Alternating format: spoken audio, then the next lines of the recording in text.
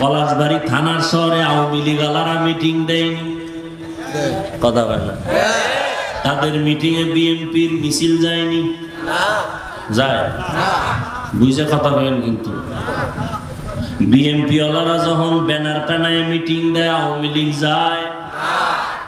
তাবলীগ ওয়ালারা যখন মসজিদে কয় আইন তালিম হবে ভিন্ন লাইনের কেউ বয়। কিন্তু এই ময়দানটার দিকে তাকাইয়া দেখো, এটা কেমন একটা ময়দান। এখানে আওয়ামী লীগের লোক, বিএনপি ওয়ালা, দুনিয়ার সব লাইনের মানুষ আছে না নাই? যারা আমারে কাফের কইয়া আরামে ঘুমায়, এরাও সিফা গল্লিতে দাঁড়ায় বয়ান শুনে। বিষয়টা কি বুঝো? এখানে আওয়ামী লীগওয়ালা কেন আসছে? ওরা তো বিএনপির কাছে যায় না। বিএনপি ওয়ালারাও আসছে, তাবলীগ ওয়ালারাও আসছে, পীর সাহেবের ভক্ত যারা আসছে সব। আবু হানিফারে গালি দেনেওয়ালারা আসছে, 20 রাকাত তারাবি ওয়ালারাও আসছে, 8 রাকাত ওয়ালারাও নাকি আসে নাই? নাবির নিচে যারা হাত বাঁধে তারাও আসি, যারা বুকে হাত বাঁধে তারাও। এটা কেমন এক প্যান্ডেল, একটু চিন্তা করার দরকার আপনাদেরও আমাদেরও। এরা সব আমার মুরিদ না, এরা আমার গোলাম হয়ে আসে নাই, এরা আমার আল্লাহর মোহাব্বত, মদিনাওয়ালার মোহাব্বতে আছে। রিজিক দাতাকে আল্লাহ কি ঘরের মধ্যে আল্লাহ নিজে এসে রিজিক দিবেন? একটা উপায়, উপকরণের মাধ্যমে দিবেন। এ কথাটা সহজ কথা, বুঝেন না কেন? কাহা সব বুঝি, কিন্তু আমরা হুজুরকে সব কথা মনে না ধরলে বুঝি না। কি বুঝে খা? আল্লাহ রিজিক দেন একটা সিস্টেমে, রিজিক আল্লাহই দেন, সিস্টেম আলাদা। তো আল্লাহ পাক মানুষের কলবকে পরিচ্ছন্ন করে দেন, জিন্দা করে দেন, সিস্টেম আলাদা। কয় কি সিস্টেম? কয় ওলামাদের নেক নজর। কয় না, এটা মানা যাবে না। ওলামাদের নেক নজরে কলব ঠিক হবে, আল্লাহ করবেন না, এটা মানা যায় না। এইরকম কিছু মন মানসিকতার মানুষ আছে না নেই? বর্তমান দুনিয়াতে নবী আছে আর আসবে? তাহলে ইসলামের কোরআন বুঝেন না, হাদিস বুঝেন না, মাসআলা বুঝেন না, শিখার জন্য আলেমের কাছে যাবেন না? কথা বলেন না কেন? আলেম যা বলে শুনবেন না, মানবেন না কেন? বলেন আমি কোরআন হাদিসে যা আছে তাই মানি, কোনো ব্যক্তি মানি না। আপনি কোরআন আরবি পড়তেই পারেন না, হাদিসের আরবি বুঝেন না, আপনি কেন আমি কোরআন হাদিস মানবো, এছাড়া কিছু মানবো না? আপনি কি বুঝেন মানা না মানা? আমরা হুজুরকে পিছনে ঘুরতে ঘুরতে আমরা এলেমের 1000 কোটি ভাগের 1 ভাগের খোঁজ পাই না। আর আপনি আউযুবিল্লাহ পারেন না, বিসমিল্লাহর খবর নাই। আপনি কেন? আমার কেউরে লাগে না, আমি কোরআন হাদিসের সব পারি।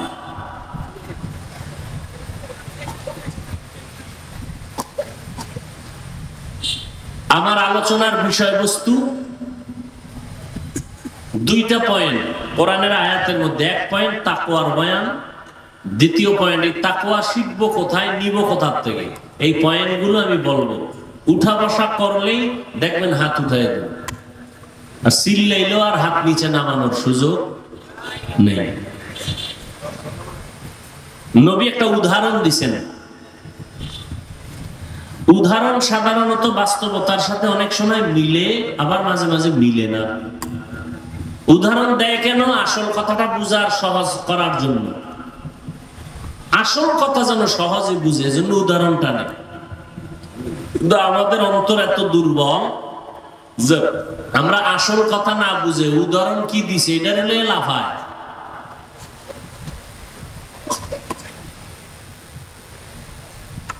নবী একটা উদাহরণ দিলেন, মুরদাদিল জিন্দা হবে কেমন সিস্টেমে? কয় সূর্যের কঠিন রৌদ্রের তাপে জমিন যেমন শুকাইয়া ফেটে ভেঙে যায়, চাষাবাদ করার ক্ষমতা হারিয়ে ফেলে, ফসল উৎপাদনের ক্ষমতা থাকে না, কিন্তু রহমতের বৃষ্টি যখন নাজিল হয় মুহূর্তের মধ্যে শুকনা জমিন তাজা হয়ে যায়, ফসল উৎপাদনের ক্ষমতা ফিরে পায়। ঠিক তেমনি ভাবে যারা গুনাহ করে, অন্যায় করে, হাতের গুনাহ, চোখের গুনাহ, কানের গুনাহ, জবানের গুনাহ, অন্তরের কল্পনার গুনাহ, গুনাহ করে করে যারা অন্তরকে চুরমার করে ফেলেছে, এখন আর নেক আমলের ফসল উৎপাদনের ক্ষমতা কলবে নেই। নামাজ পড়তে মজা লাগে না, জিকির শুনতে মজা লাগে না, তেলাওয়াত করতে মজা লাগে না। কেন? গুনাহের কারণে দিলটা ভেঙ্গে চৌচির হয়ে গেছে। এখন নেক আমলের ফসল উৎপাদনের ক্ষমতা নেই। আলেমদের কাছে যদি বসো আর তাদের হিকমতপূর্ণ কথা যদি দিল লাগায়া শুনো, আল্লাহ পাক রহমতের বৃষ্টি দিবেন কুদরতি ভাবে, দিয়া দিলটাকে এই পরিমাণ তাজা বানাবেন যখন নেক আমলের জন্য দিল তৈরি হয়ে গেছে, সতেজ হয়ে গেছে। এতদিন নামাজ পড়তে মজা লাগতো না, এখন নামাজ না পড়লে মজা লাগবে না। এতদিন তেলাওয়াত শুনতে ভালো লাগতো না, এখন তেলাওয়াত না শুনলে ভালো লাগবে না। অন্তর এখন তাজা হয়ে গেছে। এখানে আমরা যারা আছি, যে লাইনেই থাকেন, সবার পরিচয় এক, আমরা এক আল্লাহর গোলাম, এক রসুলের উম্মত। আমাদের কোরআন এক, আমাদের হাদিস এক, আমাদের কাবা এক, আমাদের ধর্ম, জবাব দেন, কালেমা এক। কথা ঠিক? আমাদের আল্লাহ, নবী, ধর্ম, কালেমা, কাবা এক। আমাদের সব এক। তাহলে পোশাকও তো এক থাকা দরকার, চুলের ডিজাইনও তো এক থাকা দরকার। হয়তো আমার ডিজাইন আপনারা নেন, না হয় আপনাদেরটা আমরা নেই, এক হয়ে যায়। আমার ডিজাইন একরকম, আপনার ডিজাইন আর এক রকম। বিষয় কি? আমি ভুলে আছি না আপনি ভুলে আছেন? কি বিষয় কি? আপনার কি মদিনার রসুলকে পছন্দ হয় না? না কি এই মদিনার রসুলকে পছন্দ হয় না? তো মদিনার রসুলের আদর্শের থেকে কি আরো ভালো আদর্শ কারো কাছে আছে? নবীজির আদর্শ মানতে ভালো লাগে না? তাহলে চুল কেন বেঈমানের লাইনে কাটছো? কি মোহাম্মদকে কি জবাব দিবা? আঙ্গুলের নখগুলো মদিনার লাইন ছাড়া বেঈমানের লাইনে কেন? মদিনাওয়ালাকে কি জবাব দিবা? চালাকি করো না, খুব বুঝো। আর আমাদের টুপিওয়ালা রেখো আমরা বোকা। আমার আল্লাহ তোমার আল্লাহ এক, তোমার নবী আমার নবী এক, তোমার কোরআন আমার কোরআন এক, তোমার কাবা আমার কাবা এক, তোমার ধর্ম আমার ধর্ম এক, তোমার ইসলাম তোমার কালেমা আমার কালেমা এক, তোমার আমার দুনিয়াতে আসার সিস্টেম এক, বিদায়ের সিস্টেম এক, কাফন তিনটা সবার এক, কালার এক, কবরের সাইজ এক, কবরের ভেতরের প্রশ্ন তিনটা সব এক। তোমাকে এত পাও ধরে বুঝাইতে হবে কেন? আমি টুপি মাথায় না দিলে লজ্জা লাগে, তোমার দিতে লজ্জা লাগে কেন? আমি দাড়ি কাটতে লজ্জা পাই, তুমি রাখতে লজ্জা পাও কেন? তুমি কি অন্য আল্লাহর গোলাম? কি বিষয় কি? জীবনে বহু চালাকি করলা, আমার এই চালাকির জবাব দাও। তোমার দাড়ি রাখতে বাধা কেন? রিজিক বন্ধ হয়ে যাবে। টুপি পরতে বাধা কেন? দুনিয়ার শান্তি দূর হয়ে যাবে। কই টাকাওয়ালারা, বাড়িওয়ালারা, কই করোনার সময় এদের উপায় কি হইল? স্কুল বন্ধ, কলেজ বন্ধ, চাকরি বন্ধ, ফ্যাক্টরি বন্ধ, রাস্তা বন্ধ, ট্রেন বন্ধ, গাড়ি বন্ধ, সব বন্ধ। কই আমগো হুজুর গো কোরআনওয়ালা, আল্লাহর দেওয়া কোরআনের একটা মাদ্রাসাও তো বন্ধ হয়নি। আমরা হুজুরেরা তো একজনও না খায় মরি নাই, কারো কাছে যাই ভিক্ষাও। আর কি দেখবা? নগদ নগদ। আর কি দেখবা? এরপরও আল্লাহরে মানবা না? কয়দিন এই চালাকি আর বাহাদুরি? কয়দিন? বাসের নিচে যুবকের লাশ, পানির মধ্যে যুবকের লাশ, ঘুমের বিছানায় যুবকের লাশ, কানের মধ্যে গানের তার লাগানো। কয়দিন আর বাহাদুরি? ১৫০০ বছর পরে আমরা রসুলের সুন্নতের কারণে আমাকে এত সম্মান। আমার আব্বার কারণে আমার সম্মান না, আমার দাদার কারণে আমার সম্মান না। সবকিছুর সম্মানের পেছনে মূল আমার আল্লাহর রহমত রসুলের আদর্শ সুন্নাত। সম্মান কমছে না বাড়ছে? ইহুদিরা আমগো বন্ধু, খ্রিস্টান কোন বিধর্মী, বরং মুসলমানের মধ্যে বহু আছে আমগো চায় না, দুশ্মনী করে, নাই? এরপরও কি সম্মান কমছে? কথা হয় না, না বাড়ছে? এই সম্মান কি টাকার কারণে, ক্ষমতার কারণে? একমাত্র রসুলের আদর্শের কারণে। তাহলে যেই রসুলের আদর্শ পৃথিবীর কোনো বাধাকে নিচে করতে পারে না, সে আদর্শটা তুমি মানো না কেন? সমস্যাটা কি বলো? হয়তো তোমার লাইনে আমিও চলে যাই। যদি বলো না মুহাম্মদের আদর্শ ভালো না, অন্য আদর্শ ভালো, বলো আমি মুহাম্মদেরটা বাদ দিয়া ওইটা নিয়ে নিব। আর যদি বলো না ভালো, মানো না কেন? কয় একটু ধোকায় বুঝে গেছি। তাহলে পাও দুইটা আগায় দাও, আমি পাও ধরে বলি, তুমি তওবা করে চলে আসো। টুপি মাথায় দাও, নামাজ পড়ো, মা বাবার খেদমত করো, স্কুল কলেজে পড়ো, কিন্তু কারোর সাথে বেয়াদবি করিও না। শিক্ষকের সাথে আদব রক্ষা করে চলো, কারণ শিক্ষকের বরদোয়া তোমার জিন্দেগি ধ্বংস, মুরব্বীদের বরদোয়া তোমার জিন্দেগি ধ্বংস, মা বাবার বরদোয়া তোমার জিন্দেগি ধ্বংস। আল্লাহর কাছে মাপ চাইলেও ক্ষমা নাই, কারণ এটা বান্দার হক। মা বাবা ক্ষমা না দিলে, শিক্ষক ক্ষমা না দিলে আল্লাহ দিবেন না, আল্লাহর ওয়াদা। শিক্ষকের সাথে যারা বেয়াদবি করছো, তওবা চা, ক্ষমা চা, এরপরে খোদার কাছে মাপ চাও। ওই শিক্ষক ক্ষমা না দেওয়া পর্যন্ত আল্লাহ মাপ দিবেন না। আর যদি কেউ চাবো না, রেডি থাক, মরার আগে বিছানায় পঙ্গু হয়ে যাবি, লিখে রাখ, লিখে রাখ। কত ধানে কত চাল টের পাবি সময় মতো। মাস্তানির মজা কত আল্লাহ সব বেঈমানকে বুঝাইয়া দিছে, তোমারে বুঝাইতে কিচ্ছু লাগবে না। আবার দেখো, তোমার মতো বহু যুবক জীবনে মাদ্রাসায় পড়ে নাই, স্কুল কলেজে পড়ে, 5 ওয়াক্ত নামাজ পড়ে, মুরব্বীদের সাথে, মা বাবার সাথে, শিক্ষকের সাথে এত সুন্দর ব্যবহার, কলিজা ঠান্ডা হয়ে যায়। তুমি পারো না কেন? তোমার উপরে মা বাবার অভিশাপ, মা বাবার মনে কষ্ট দিছো তুমি। আর যেই যেই কারণে কষ্ট দিয়েছ, এর মধ্যে বড় কারণ এই গজবের মোবাইল। মা বলছে মোবাইল বন্ধ কর, তুমি মাকে ধমক দিছো। শিক্ষক বলছে মোবাইল বন্ধ করো, ক্লাসে বন্ধ করো, তুমি শিক্ষকের সাথে বেয়াদবি করেছো। ইয়া আইয়ুহাল্লাযীনা আমানুত্তাকুল্লাহা আকুনু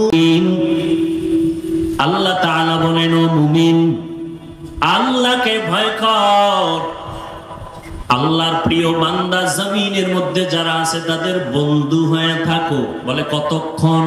বলে তোমার অন্তরে আল্লাহর ভয় আসবে না যতক্ষণ। দুইটা পয়েন্ট, আল্লাহকে ভয় করো, আল্লাহর প্রিয় বান্দাদের বন্ধু হয়ে থাকো।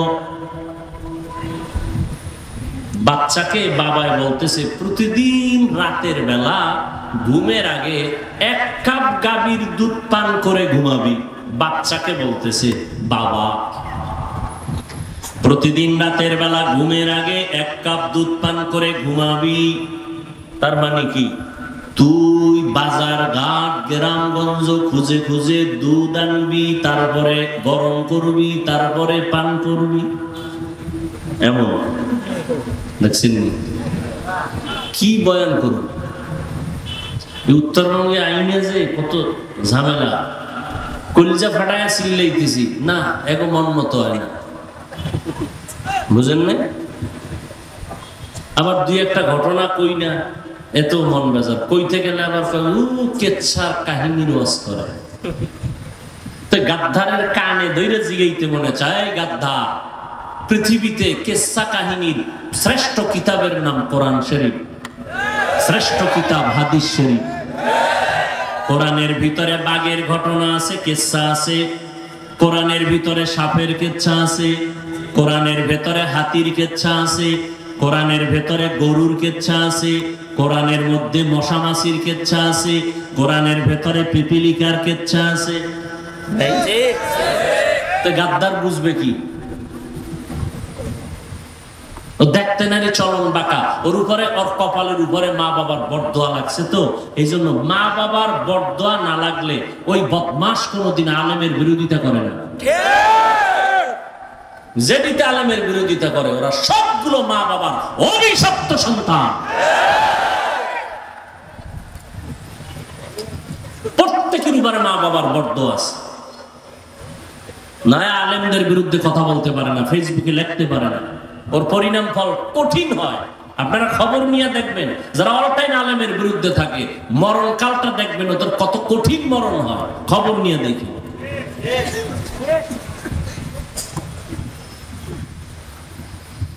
হায় হায়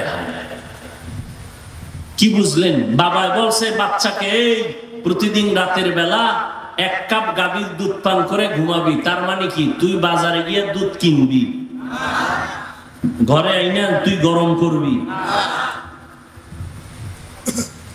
তোর দায়িত্ব দুধ পান করে ঘুমানো, দুধ তোর হাতের কাছে রাখা আমি বাবার দায়িত্ব। এটাই তো আল্লাহ বলেন, ইয়া আইয়ুহাল্লাযীনা আমানুত্তাকুল্লাহা ওয়া কুনু মা'আস সাদিকিন। আমি আল্লাহকে ভয় কর। এই জমিনে আমার প্রিয় বন্ধু যারা আছে তাদের বন্ধু হইয়া থাকো। বন্ধু হইয়া থাকবি, এটা তোর কাজ। আর তোর মনের মতো, তোর কল্যাণের জন্য, তোর উপকারের জন্য তোর পাশে বন্ধু রেডি রাখা আমি আল্লাহর দায়িত্ব। কারে বন্ধু বানাবো? আল্লাহকে আমি বন্ধু রেডি রাখছি, তুই খালি বানাবি। চিনি না, চোখের চিকিৎসা কর, তোর চোখের সামনেই আছে তোর বন্ধু। চিনোস না কেন? চিনবি কি করে? কষ্টি পাথর লাগবে, স্বর্ণের কালার, সিটি গোল্ডের কালার কি ডিজাইনও দাম এক না, খুব কঠিন। টুপিওয়ালা সব ডিজাইন এক, পাগড়ি এক, জামা এক, মদিনার গান তো সবাই গায়, কয় ভেতরটা তো এক না, মান এক না। কেউ মদিনার গান গায় ক্ষমতা চেয়ার দখল করার জন্য, আর কেউ মদিনার গান গায় মানুষের মদিনার রঙে রঙিন বানানোর জন্য। আউলিয়ারা কারে উকবা ইখতিয়ার, জাহেলারা কারে দুনিয়া ইখতিয়ার। মাইলে মোমেন সোয়ে মোমেন মিশাওয়াত, মাইলে কাফের সোয়ে কাফের মিশাওয়াত। পলাশবাড়ি থানার শহরে আওয়ামী লীগ আলারা মিটিং দেয়নি, কথা বলে না? তাদের মিটিং এ বিএনপির মিছিল যায়নি, যায় বুঝে কথা বলেন। কিন্তু বিএনপি ওয়ালারা যখন ব্যানার টানায় মিটিং দেয় আওয়ামী লীগ যায়। তাবলীগ ওয়ালারা যখন মসজিদে কয় আইন তালিম হবে, ভিন্ন লাইনের কেউ বয়। কিন্তু এই ময়দানটার দিকে তাকাইয়া দেখো, এটা কেমন একটা ময়দান। এখানে আওয়ামী লীগের লোক, বিএনপি ওয়ালা, দুনিয়ার সব লাইনের মানুষ আছে না নাই? যারা আমারে কাফের কইয়া আরামে ঘুমায়, এরাও সিফা গল্লিতে দাঁড়ায় বয়ান শুন। বিষয়টা কি বুঝো? এখানে আওয়ামী লীগওয়ালা কেন আসছে? ওরা তো বিএনপির কাছে যায় না। বিএনপি ওয়ালারাও আসছে, তাবলীগ ওয়ালারাও আসছে, পীর সাহেবের ভক্ত যারা আসছে সব। আবু হানিফারে গালি দেনেওয়ালারা আসছে, 20 রাকাত তারাবি ওয়ালারাও আসছে, 8 রাকাত ওয়ালারাও নাকি আসে নাই? নাবির নিচে যারা হাত বাঁধে তারাও আসি, যারা বুকে হাত বাঁধে তারাও। এটা কেমন এক প্যান্ডেল, একটু চিন্তা করার দরকার আপনাদেরও আমাদেরও। এরা সব আমার মুরিদ না, এরা আমার গোলাম হয়ে আসে নাই, এরা আমার আল্লাহর মোহাব্বত, মদিনাওয়ালার মোহাব্বতে আছে। আমার অধিকার আছে গালি দেওয়া? হ্যাঁ, ফেরাউন না? আরে মুসা নবী ফেরাউনের দাওয়াত দিতে যায়। আল্লাহ কয়, এই মুসা একা একা যাবা? না, আমার ভাই হারুন থাকলে একটু শক্তিশালী, দুই ভাই এক জায়গায় থাকলে শক্তি লাগে না? আমার ভাই হারুন রে দেন, যাও ফেরাউনের দাওয়াত দাও। আল্লাহ জানেনি ফেরাউনের জীবনও কালেমা পড়বে না, আল্লাহ জানেন, নিশ্চিত জানেন, তাই তো? ফেরাউন জীবনও ঈমান, এরপর আল্লাহ যখন পাঠায় মুসা নবীর কয় সাবধান, ফাকুলা লাহু কাওলান লাইয়িনান লাআল্লাহু ইয়াতাযাক্কারু আও ইয়াখশা। এই মুসা, ফেরাউনের কাছে যাইয়া গরম কথা কয় না, কারণ তুমি তো গরম, দেখছেন নি, তুমি তো গরম। ফেরাউনের সামনে গিয়া গরম কথা কইও না। ফাকুলা লাহু কাওলান লাইয়িনান লাআল্লাহু ইয়াতাযাক্কারু আও ইয়াখশা। কথা যদি বলো যত পারো নরম ভাষায় বলো, নরম আওয়াজে বলো, কারণ নরম কথা কলিজার ভেতরে ঢুকে যায়। গরম কথায় মানুষ বন্ধু হলো দুশ্মন হয়ে যায়। পাকিস্তানের মুফতি আজম মুফতি শফি রহমাতুল্লাহ আলাইহি এই আয়াতের ব্যাখ্যা কইরা কয়, ফেরাউন এত বড় বেঈমান, আল্লাহ জানেন এই মুসার কথা ঈমান আনবে না, তাহলে আল্লাহর বলা দরকার ছিল ওটারে আজকে ইচ্ছা মতো সাইজ করে আমি, কারণ ওটা জীবনে আমার মানবেই না, ও যত পারো ওটার ধুইয়া ফেলাবে, এটাই না নিয়ম। আল্লাহকে খবরদার, খবরদার, গরম কোন আওয়াজ হবে না, নরম বয়ান করে দাও, নরম ভাষায় বয়ান করো। লাভ কয় দুইটা লাভ হবে, আও ইয়াতাযাক্কারু আও ইয়াখশা, ও কথাগুলো চিন্তা করবে, দ্বিতীয় অন্তরে একটা ভয় কাজ করবে। মুফতি শফি রহমাতুল্লাহ আলাইহি বলেন, ও দুনিয়ার দায়ী বক্তা সাহেবরা, তোমরা যারা বক্তা বয়ান করো, তোমরা তো মুসা নবীর থেকে বড় বক্তা না। যাদেরকে বয়ান করো শ্রোতা, এরা ফেরাউনের মতো কেউ খারাপ না। খারাপ ফেরাউনের মতো কেউ না, সব মুমিন, সব মুসলমান, সব কিছু না পারলে অন্তত আলেমরে মহব্বত করে। এই মহব্বত না করলে নাই তো গরমে ঠাড়া মাঙ্গা গরম, সূর্য নাই তারপরও গরম, মানুষের পরও বসে আছে। মহব্বত না থাকলে, মহব্বত অন্তরে না মাথায়? এই মহব্বত কি আমি টাকা দিয়া ঢুকেছি, মেশিন দিয়া? মহব্বত অন্তরে কে দান করেছেন? এবার আল্লাহরে কইতারো না, ও আল্লাহ হাফিজুর রহমানের প্রতি এই মানুষগুলোর অন্তরে এত মহব্বত দিলা কেন? 3 দিনের হরতাল কেন দিয়েছ? আল্লাহ কয় আমি হাফিজের গোলাম বানানোর জন্য মহব্বত দেই নাই। হতে পারে এই মহব্বতের ছোট ছোট পরীক্ষা দিয়া আমি মাওলার মহব্বতে সে কামিয়াব হয়ে যাবে। আমারে যারা মহব্বত করে এরা কি আলাদা নামাজ পড়ে সিস্টেম করে? হ্যাঁ, হায় হায় হায়। মুফতি শফি রহমাতুল্লাহ আলাইহি বলে, বক্তা সাহেবরা আপনারা তো মুসা নবীর থেকে বড় বক্তা না। যাদের বয়ান শুনান শ্রোতা, এরা তো ফেরাউনের মতো খারাপ না। অতএব এদের সাথে সাবধান, কথা বলবেন খুব সাবধান। রহমতের নবী আমার, যেই নবীর জন্য আমার আল্লাহ নিজে আসে, ওই নবীকে আল্লাহ বলেন ফাবিমা রাহমাতিম মিনাল্লাহি লিনতা লাহুম ওয়ালাউ কুনতা ফাদ্দান গালিদাল কলবি লানফাদ্দু মিন হাওলিক। ও নবী, দয়ার পরশ হইয়া উম্মতের কোলে টানেন, কথা বলেন। যদি একটু অন্তর আপনার টাইট হতো, শক্ত হতো, কেউ আপনার কাছে আসতো না, বরং ভেগে যাইতো। বরং আপনার অন্তর এত নরম, আপনার নরম কথা শুইনা দুশ্মন এসে বন্ধু হয়ে মনে মনে ভাববেন কিছু হইল নি, আল্লাহ কয় তাও মাফ। ওই নবীকে আল্লাহ বলেন আপনি তাকওয়া অর্জন করেন, ইয়া আইয়ুহা ওয়ালা তুতিইল কাফিরিনা ওয়াল মুনাফিকিন। নবী আপনি আমি আল্লাহকে ভয় করেন, তাকওয়া অর্জন করেন, কাফের মুনাফিকের অনুসরণ করবেন না। তাকওয়া, তাকওয়ার এত বয়ান কেন? কয় তাকওয়া বড় দামি একটা সম্পদ। আল্লাহর কাছে সর্বোচ্চ সম্মান পাওয়ার একমাত্র মেডিসিনের নাম হলো তাকওয়া, আল্লাহর ভয়। এই তাকওয়া যারা অর্জন করবেন, আল্লাহ বলে আমি দুনিয়ায় তাদের 6টা পুরস্কার দান করব, আবার আখিরাতে 2টা দান করব।